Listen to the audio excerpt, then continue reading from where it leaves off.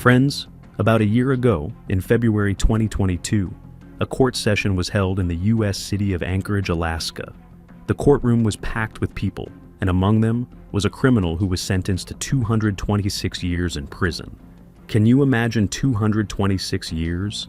Of course, it's not possible for someone to live that long in prison, but such a sentence is symbolic, ensuring that the person spends the rest of their life behind bars.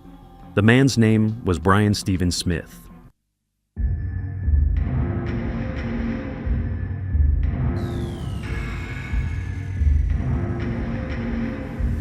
But what did Brian do to deserve a 226-year prison sentence? This is a tragic story that the people of Alaska will never forget. To understand this story, we need to go back to 2019. 6 years ago, in the city of Anchorage, Alaska's most populous city, an incident occurred on September 4th, 2019. In this city, there was a hotel called the Town Place Suites. Inside this hotel, there was a room 322. In that room, Brian was present along with a woman named Kathleen Henry. Kathleen worked at Alaska's Highland Mountain Correctional Center. She was 30 years old and had a passion for using Facebook, which is how she befriended Brian. But what happened on September 4th, 2019, in room 322, is truly shocking. Brian was a criminal-minded individual. He had broken the law multiple times in the past, and the police had warned him several times. However, those incidents were minor, so the police never arrested him. Brian was a 48-year-old man born in South Africa. Later, he moved to the United States and eventually acquired U.S. citizenship. He started living in Anchorage, Alaska, the same city where this incident occurred. The hotel I mentioned earlier, the Town Place Suites, was where Brian also worked. He was married, but friends, what was going on in Brian's mind was truly horrifying. Brian had a twisted desire to kill people, and not just murder them, but also record videos of his acts, as if he were creating a film. On that day, in room 322 of the Town Place Suites Hotel, this horrifying plan was about to unfold. Brian gagged Kathleen's mouth with a cloth and set up a camera in front of her. He began torturing her mercilessly. Looking into the camera with a sinister smile, he said, "In my film, everyone dies." The video he recorded was so disturbing and horrific that no normal person could watch even a second of it. He continued to desecrate Kathleen's body even after killing her, recording everything on camera. The details of what he did are too gruesome to describe here. Brian tortured Kathleen until the end and ultimately killed her. Since Brian worked at the same hotel, he knew exactly how to remove Kathleen's body from the premises and erase all evidence from the room.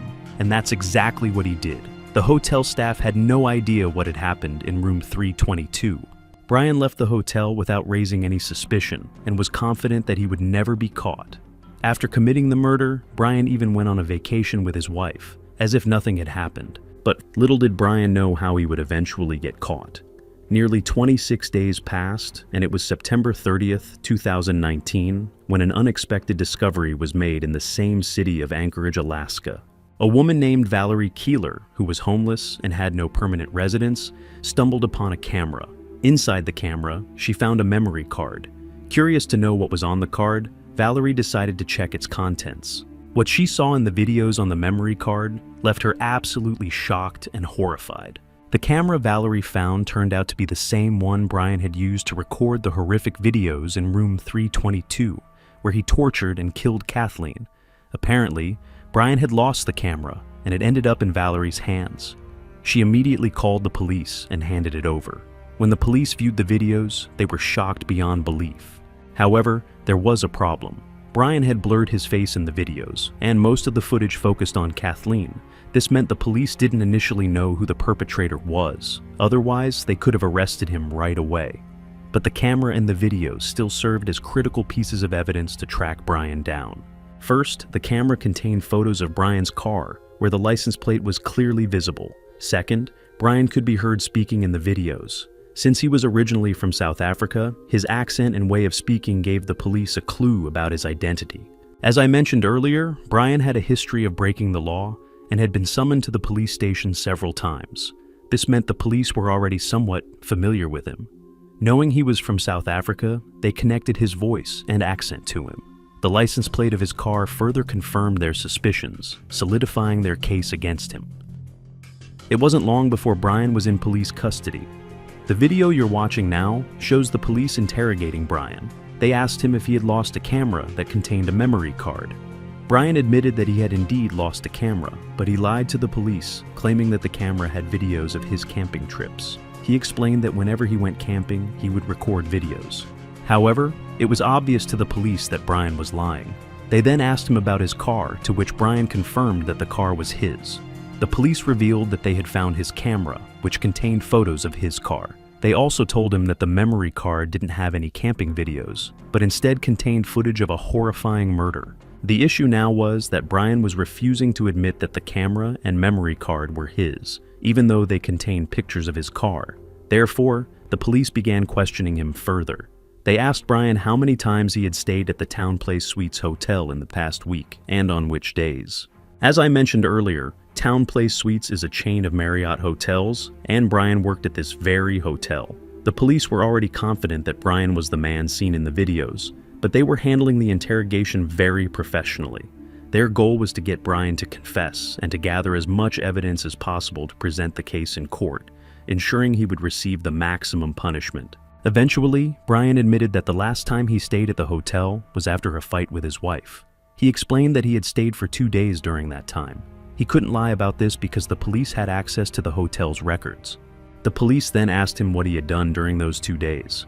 By now, Brian seemed a bit rattled. He knew he was getting caught, and it wouldn't be long before everything came to light. He quickly confessed that a woman had visited him during that time.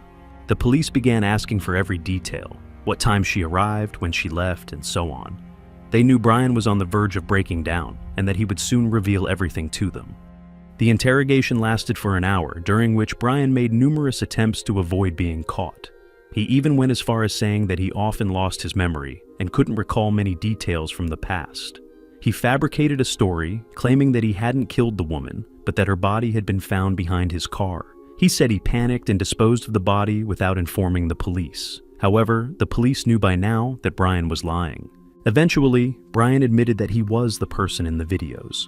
He also confessed that he hadn't only killed Kathleen, but had previously murdered another woman named Verna. He even stated that he had recorded videos of her murder, but later deleted them. This case was truly shocking. Even Brian's wife couldn't believe the dark truth about what her husband had been doing. The case garnered significant media attention, and when the verdict was delivered in court, the courtroom was packed with people. The panel of judges had also seen the videos, and they agreed that Brian would now undergo therapy. In the end, Brian Smith was sentenced to 226 years in prison.